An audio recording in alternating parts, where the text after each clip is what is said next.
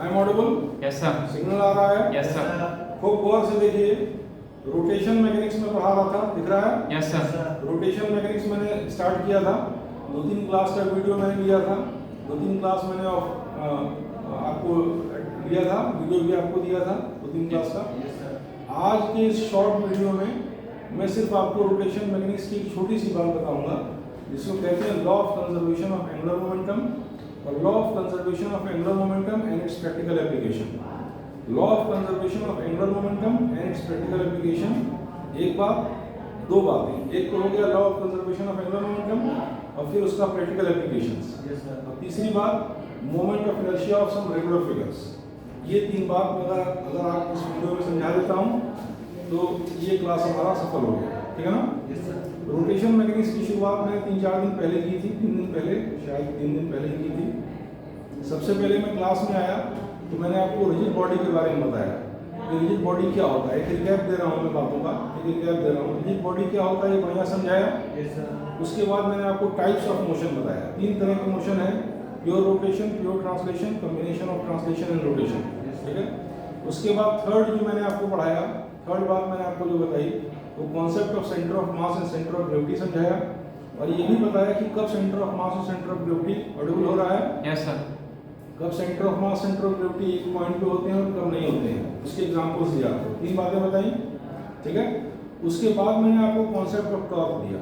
मैंने बताया कि जो काम ट्रांसलेशन मोशन में फोर्स करता है वही रोटेशन मोशन में टॉर्क करता है, और टॉर्क कैसे निकालते हैं, कब टॉर्क पॉजिटिव होता है, कब टॉर्क नेगेटिव होता है, इस तरह की बातें डिस्कस की, इस तरह की बातें हो चुकी हैं।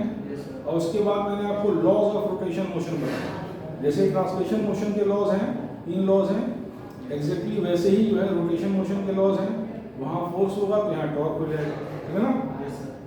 उसके बाद मैंने आपको इक्वेशंस ऑफ रोटेशन मोशन बताए कि भाई distance travelled in distance rotated in angle rotated in nth second कितना होगा, और साथ में जो है ओमेगा 0 ओमेगा अल्फा थीटा में क्या रिलेशन होगा। 4 इक्वेशंस आपको बताए, ठीक है ना। और साथ में मैंने आपको मोमेंट ऑफ इनर्शिया का कॉन्सेप्ट दे दिया था। तो मोमेंट ऑफ इनर्शिया और रोटेशन इनर्शिया एक ही बात होती है। मोमेंट ऑफ इनर्शिया का मतलब है रोटेशन इनर्शिया, जो काम मास करता है ट्रांसलेशन मोशन में वही मोमेंट ऑफ इनर्शिया करती है रोटेशन मोशन में। इस तरीके के सिंपल कॉन्सेप्ट्स हम लोग बहुत बढ़िया से 2-3 वीडियोस में क्लासेस में डिस्कस कर चुके हैं। इस क्लास में केवल हम लोग 3 बात पर फोकस करेंगे, केवल 3 बातें। अगर वो 3 बात बढ़िया से कम्युनिकेट हो जाती हैं तो इस समय की क्लास जो है हम लोग सक्सेसफुल रहेगी हमारी, ठीक है ना। वो 3 छोटी छोटी बात हैं, law of conservation of angular momentum, और दूसरी बात है कि some practical examples of law of conservation of angular momentum, और तीसरी बात है आपका moment of inertia of some regular figures. केवल यही 3 बात मैं बताऊंगा। इन 3 बात को मैं बोर्ड पे लिख ले रहा हूँ, आप लोग राइट डाउन कर लीजिए। खूब इत्मीनान से देखिए कि केवल 3 बात मैं आपको बताऊंगा, केवल 3 बात, केवल 3 बात, खूब मजे से देखिए। एक तो है law of conservation, law of conservation, conservation of angular momentum, law of conservation of angular momentum. ये बात मैं आपको समझाऊंगा, खूब अच्छे से समझिए, खूब बढ़िया से समझिए, खूब इत्मीनान से समझिए। सिर्फ 3 पॉइंट आपको बताऊंगा, 3 पॉइंट आप तैयार कर लीजिए। और मैंने आपको पहले भी बताया था कि 15 पॉइंट रफली एक वीडियो में होते, एक टॉपिक में होते हैं, और 15 पॉइंट यानी मैक्सिमम 4 से 5 दिन का आपका कंप्लीट थ्योरी पैकेज। और उसके बाद सवाल ही सवाल लगाने। अगर 10 जो टॉपिक है, 5-5 दिन भी चला तो 50 दिन, 50 दिन में सारे बेसिक्स हो गए, फिर सवाल पे सवाल लगाइए, ठीक है ना। तो law of conservation of angular momentum को खूब गौर से देखिए। अगली बात बताएंगे some practical examples, some practical daily life example, ठीक है ना। Examples of law of conservation of angular momentum, some practical examples and daily life examples of law of conservation of angular momentum, ठीक है ना। इतना बताएंगे। मेरी घड़ी सही है या टाइम बताइए तो। मेरी घड़ी में 5:32 बता रहा है, जल्दी बताइए। यस सर, करेक्ट है। करेक्ट है घड़ी मेरी? Yes sir. कोई दिक्कत नहीं है। तो चलिए सब practical examples of law of conservation of angular momentum बताएंगे और उसके बाद मोमेंट ऑफ इनर्शिया का कॉन्सेप्ट हम दे चुके हैं, ठीक है ना। लेकिन moment of inertia of some regular figures कुछ रेगुलर फिगर्स की मोमेंट ऑफ इनर्शिया के बारे में हम आपको बताएंगे, ठीक है ना। मोमेंट ऑफ इनर्शिया का कॉन्सेप्ट हम पहले दे चुके हैं। ये रोटेशनल इनर्शिया होती है, जो काम मास करता है ट्रांसलेशन मोशन में, वही मोमेंट ऑफ इनर्शिया करती है रोटेशन मोशन, ठीक है ना। More the moment of inertia more the restitute to change in rotation motion. किसी बॉडी की मोमेंट ऑफ इनर्शिया अगर किसी एक्सिस के अलाउंग ज़्यादा है, मोमेंट ऑफ इनर्शिया इस बात पर भी डिपेंड करेगा, केवल मास पर डिपेंड नहीं करेगा, इस पर भी डिपेंड करेगा कि एक्सिस ऑफ रोटेशन क्या है। डिफरेंट एक्सिस ऑफ रोटेशन से डिफरेंट मोमेंट ऑफ इनर्शिया होगी। अगर किसी बॉडी की मोमेंट ऑफ इनर्शिया किसी एक्सिस ऑफ रोटेशन से ज़्यादा है, तो उस एक्सिस ऑफ रोटेशन के अलाउंग उसको रोटेशन मोशन में घुमाने में ज़्यादा दिक्कत होगी, और घूम रही है तो रोकने में ज़्यादा दिक्कत होगी, ठीक है ना। Rotational inertia to change, mass क्या था, इनर्शिया क्या था, resistivity to change in translation motion. Resistivity to change in translation motion mass था, more the mass more the inertia more the resistivity to change. लेकिन resistivity to change in rotation motion क्या है, moment of inertia. More the moment of inertia more the resistivity to change in rotation motion. बात समझ में आ गई? अच्छे से समझ गए? तो मैं आपको बता रहा हूँ moment of inertia of some regular figures, moment of inertia of some regular figures. तो ये तीन बातें मैं आपको बताने जा रहा हूँ। इन तीन बातों को खूब गौर से देखिए, खूब बढ़िया से देखिए और समझिए। एक एक बात मैं आपको खूब बढ़िया से एलोब्रेट कर रहा हूँ। एकदम फोकस रहिए, यूनि माइंडेड रहिए, एक जगह ध्यान रखिए। अब तो आपकी आदत भी पड़ गई होगी, ठीक है ना। कुछ लोग को लेक्चर ये फास्ट लगता है, मैं वो बात नहीं बोलता हूँ, तो वो उनको फास्ट इसलिए लगता है कि उनकी स्पीड स्लो है, वो फोकस नहीं है, दिमाग में सो करने की बातें चल रही हैं, ठीक है ना। स्पीड मेरी ठीक ठाक है और बाहर तो इससे भी मेरी स्पीड चलती है, ठीक है। तो अब आप देखिए, मैं आपको बता रहा हूँ law of conservation of angular momentum. इसको बढ़िया समझिए। सबसे पहले मैंने आपको कहा था कि रोटेशन मोशन को ट्रांसलेशन मोशन की एनालॉजी के रूप में पढ़ाएंगे। अगर ट्रांसलेशन क्लियर है तो रोटेशन की काफ़ी बातें आपको रिलेट कर देंगे। तो सबसे पहले आप ये देखिए कि law of conservation of linear momentum मैंने आपको पढ़ाया था, और उसकी कुछ प्रैक्टिकल एप्लीकेशंस भी मैंने बताए थे, और वीडियो में भी वो सारी बातें हैं। तो law of conservation of linear momentum क्या था? Total momentum of a body और system stands out to be conserved until and unless there is no external force acting upon the system. अगर किसी सिस्टम पे कोई बाह्य बल नहीं है तो उसका कुल संवेग संरक्षित रहेगा। बात समझ में आ गई? यही law of conservation of linear momentum था। और इसके प्रैक्टिकल एग्जांपल्स मैंने आपको कई बताए थे। जैसे बंदूक से अगर आप गोली फायर करेंगे तो बंदूक पीछे रिकॉइल करेगी, ठीक है ना। आप गंगा के घाट पे पाँव रखेंगे नाव पे तो आप आगे जाएंगे तो नाव पीछे आएगी। इस तरीके से मैंने आपको कई प्रैक्टिकल एग्जांपल्स बताए थे और law of conservation of linear momentum समझाया था। उसी तरह से law of conservation of angular momentum भी क्या है? Law of conservation of angular momentum states that, मेरे वीडियो से सारी बात को नोट कर लीजिएगा। नोट करेंगे तो काफ़ी टाइम लग जाएगा ना, आप ही का फायदा होगा। वीडियो से नोट कर लीजिएगा, दोबारा सुनिए। Law of conservation of angular momentum states that the total momentum of a system stands out, total angular momentum of a system or a body stands out to be conserved if there is no external torque acting upon the system. Yes, force your torque. वहाँ force था। Yes, happy हैं, सबसे पहले तो happy रहिए। परिस्थितियाँ कैसी भी रहें, प्रॉब्लम सबके साथ रहती है। मेरे साथ 100 प्रॉब्लम है, एक 15 मिनट पहले एक पेज लेके आ रहा हूँ, ठीक है ना। लेकिन तुरंत आके अपने आप को एडजस्ट कर लिया ना मैंने, या कि नहीं किया? आप क्लास को ले लीजिए, क्लास के बाद सोचिएगा अगर कुछ आपको प्रॉब्लम कोई बात वरी कर रही है। इस समय अगर इस वरी को लिंक अराउंड करेंगे तो क्लास को आप एप्रोप्रिएट इम्पैक्ट नहीं हो पाएगा, ठीक है ना। तो एप्रोप्रिएट इम्पैक्ट के लिए सबसे पहले कंडीशन है कि बी हैप्पी, ठीक है ना। अब दूसरी बात आप ये देखिए कि law of conservation of angular momentum ये कहता है total momentum of a body और system stand, total angular momentum of a body और system stands out to be conserved if there is no external torque acting upon the system. बात समझ में आ गई? अब जैसे ये बात मैंने आपको बता दी। अब एंगुलर मोमेंटम क्या होता है मैं पहले आपको बता चुका हूँ कि एक वेक्टर है, जिसे डिनोट करते हैं और ये आई इंटू ओमेगा होता है, ओमेगा। आई इंटू ओमेगा, जहाँ आई क्या होता है moment of inertia of the body और द सिस्टम, और ओमेगा क्या है उसकी एंगुलर स्पीड। आई इंटू ओमेगा, वहाँ पे लीनियर मोमेंटम क्या था, मास इंटू वेलोसिटी, और ये है आई इंटू ओमेगा। मास की जगह आई है मोमेंट ऑफ इनर्शिया, और वेलोसिटी की जगह एंगुलर वेलोसिटी, ठीक है ना। ये तब तक कंजर्व रहता है जब तक सिस्टम में कोई एक्सटर्नल टॉर्क ना हो। अगर कोई एक्सटर्नल टॉर्क नहीं है, एक्सटर्नल टॉर्क जीरो है, तो ये क्या होगा, कंजर्व रहेगा। यानी इनिशियल आई किसी सिस्टम का आई है और इनिशियल एंगुलर स्पीड ओमेगा है, तो I1 omega 1 is equal to I2 omega 2, अगर उसके ऊपर कोई एक्सटर्नल टॉर्क नहीं लग रहा है। मेरी बात समझ गए, अच्छे समझ गए। अब ये एक एग्जांपल आपकी किताब में अक्सर हर किताबों में मिल जाता है, अभी तो बहुत से एग्जांपल देंगे।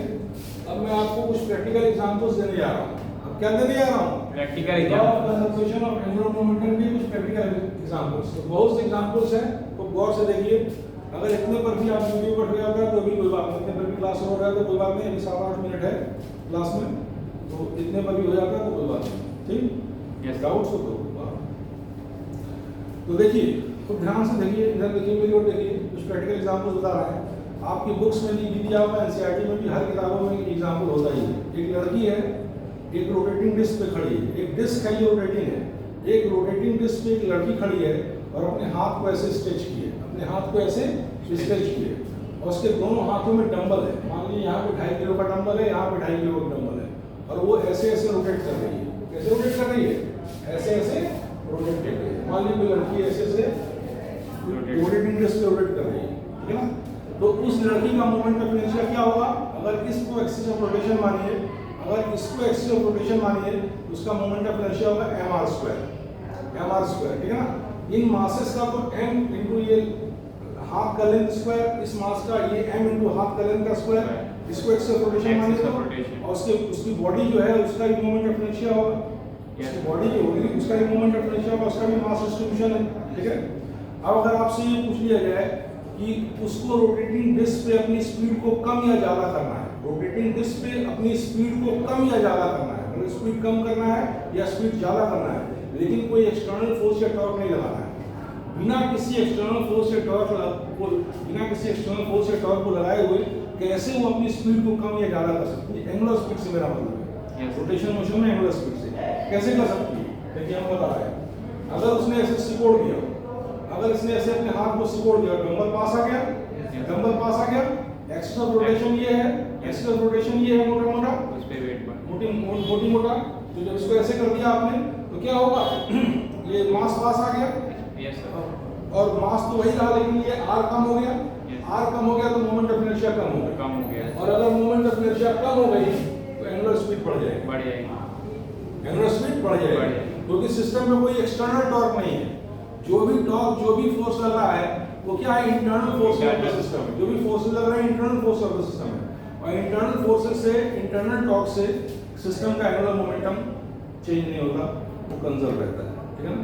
तो अगर वो ऐसे डंबल को लेके ऐसे ऐसे रोटेट कर रही है और डंबल को पास कर दे, उसकी एंगुलर स्पीड बढ़ जाएगी, यानी तेजी से रोटेट करने लगेगी, और फिर डंबल को दूर कर दे तो स्पीड फिर से कम हो जाएगी। एक प्रैक्टिकल एग्जांपल समझ गए, यस बहुत बढ़िया से, एकदम क्रिस्टल क्लियर है बातें, यस सर, दिमाग में एकदम साफ है कि आपने क्या पढ़ा है, पिक्चर एकदम क्लियर है। अगर पिक्चर क्लियर रहेगी तो सब हो जाएगा, ठीक है ना। पिक्चर जब नहीं क्लियर होती है दिमाग में तो बच्चे कंफ्यूज रहते हैं और बहुत नुकसान होता है। पिक्चर देखी थी ना, वो बोलता है कि सबके दिमाग में अपना अपना सिनेमा चल रहा है, याद है कि नहीं, गैंग्स ऑफ वासेपुर देखी थी ना, सबके दिमाग में अपना अपना सिनेमा चल रहा है। तो अगर ये वाला सिनेमा चलेगा इतिहास रचेंगे, और वो वाला सिनेमा चलेगा तो आप कुछ समझ सकते हैं क्या। तो ये सिनेमा चलना चाहिए, ये सिनेमा आपके दिमाग में चलना चाहिए, कैसे कैसे पूरा भाषण में। यस एक प्रैक्टिकल एग्जाम्पल एकदम क्लियर है, एकदम कॉन्फिडेंट है आप लोग। अब दूसरा प्रैक्टिकल एग्जाम्पल देखिए, दूसरा प्रैक्टिकल एग्जाम्पल देखिए। कभी आपने गौर किया है, 2 एग्जाम्पल और दूंगा आपको, है ना, 2 से ज़्यादा नहीं दूंगा, ये तो करना ही है ना, इस काम भर की बात आप समझ जाइए।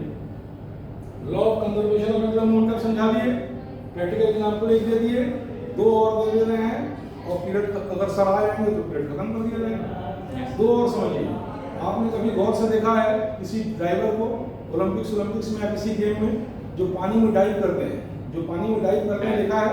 Yes sir. वो कैसे डाइव करते हैं? डाइव करते समय कैसे करते हैं? अगर हम आपको कूदना हो या किसी नए आदमी को कूदना हो या किसी इनवाइस को कूदना हो, मतलब जो ट्रेंड नहीं है, नया आदमी है, तो ऊपर से कूदेगा, फट से गिरेगा, फट से नीचे गिरेगा और कहीं पेट उठ के बल गिर गया तो पेट फट भी सकता है, उसकी डेथ भी हो सकती है। लेकिन वो जो कलाकार कूदते हैं इतनी ऊंचाई से, आप देखते हैं ओलंपिक्स में, किसी गेम्स में या ऐसे प्रैक्टिस करते समय, वो ऐसे कूदते हैं और पानी में एकदम ऐसे लैंड करते हैं। देखिए हाँ, सड़क से लैंड करते हैं। हम आप कूदेंगे कैसे लैंड करेंगे?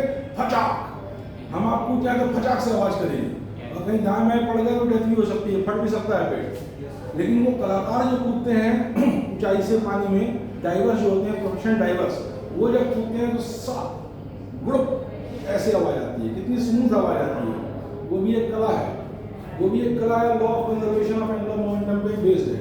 वो कैसे करते हैं? कूदते समय ऐसे करते हैं, कूदते समय ऐसे करते हैं, अपनी बॉडी को स्ट्रेच करते हैं।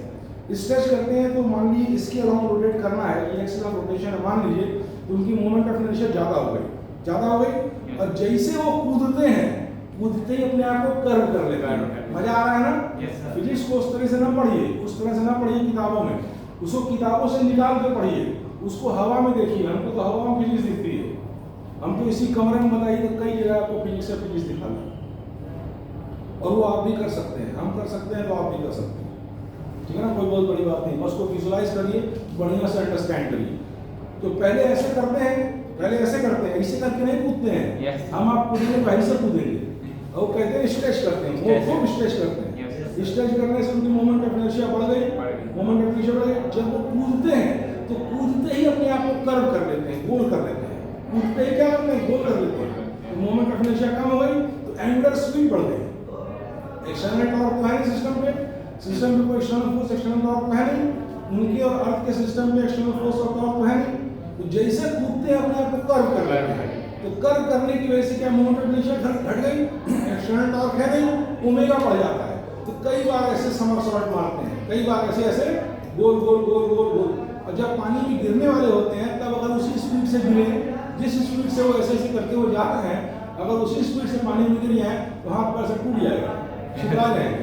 तो वहाँ पे जब डूबने वाले होते हैं तो अपने बॉडी को फिर से एक्सटेंड कर लेते हैं, फिर से मोमेंट ऑफ इनर्शिया बढ़ा देते हैं, और फिर जब मोमेंट ऑफ इनर्शिया बढ़ा देते हैं तो क्या होता है? ओमेगा कम हो जाता है। ओमेगा कम हो जाता है तो स्मूथली इसमें लैंड करेगा। और हम आप गिरे तो कैसे गिरेंगे? ओमेगा बढ़ता ही जाएगा, ओमेगा बढ़ता ही जाएगा, नीचे आएंगे तो भाग से गिरेंगे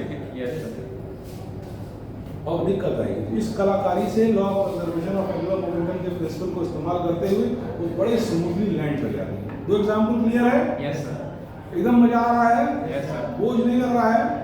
बोझ नहीं लगना चाहिए, बोझ लगती है फिजिक्स, इसीलिए दिक्कत है। कल मेडिकल का एग्जाम हुआ संडे को, तो बहुत से बच्चे मुझे कॉल किए और कहे कि अरे बहुत टफ फिजिक्स का पेपर आया, बहुत टफ। कोई टफ नहीं आया था, कोई इतना टफ नहीं आया था। पिछले साल कुछ इजी आ गया था कंपैरेटिवली, लेकिन नॉर्मल यही स्टैंडर्ड है, बहुत स्लाइड सा था। तो अच्छे से बातों को समझिए और सवाल लगाइए, बस, है ना? अब मैं आपको बताऊं एक और एग्जाम्पल बताएं। आपने देखा है कैट देखा है? बिल्ली जब एक दीवार से दूसरी दीवार पे कूदती है, गौर किया है? एक दीवार है, दूसरी दीवार है, एक दीवार है, दूसरी दीवार है। बिल्ली जब एक दीवार से दूसरी दीवार पे कूदती है, एक दीवार है, दो दीवार है। बिल्ली जब एक दीवार से दूसरी दीवार पे कूदती है तो कैसे कूदती है? पहले ऐसे करती है, ऐसे करती है तो मोमेंट ऑफ इनर्शिया कम, फिर कूदती है। कूदते समय क्या करती है? पहले ऐसे करती है, पहले फैलाती है अपने आप, पहले फैलाती है, ऐसे देखती है, बिल्ली देखती है, फिर कूदती है। और हवा में जब रहती है तो ऐसे कर लेती है, हवा में ऐसे नहीं करती है, हवा में ऐसे कर लेती है, moment of inertia come, omega ज़्यादा। उसके बाद दूसरी दीवार पे जब लैंड करने वाली होती है तो फिर ऐसे कर लेती है, फिर एक्सटेंड कर लेती है, ओमेगा कम, स्मूथली लैंड करती है। 3 एग्जाम्पल क्लियर है? पढ़ते ही तैयार हो गया? एकदम आ गया, मजा आ गया पढ़ने में, आनंद आ गया। तो आनंद आ गया तो सीख जाएंगे, बात समझ में आई? अब आइए फट से एक बात बताइए, आइए निकलिए फट से, आइए बिठाइए। इतनी बात और बता दें, moment of inertia of some regular figures और बता दें, बिठाइए फटाफट बिठाइए। Moment of inertia of some regular figures. ये थोड़ी सी बार बता दें, अभी सर आया नहीं है, हालांकि टाइम मेरा हो गया है, लेकिन थोड़ा सा हम बता दें फिर खत्म कर दें, ठीक है ना? Yes sir. ये आप कट ही कर दीजिए, कट कर दिया नेक्स्ट।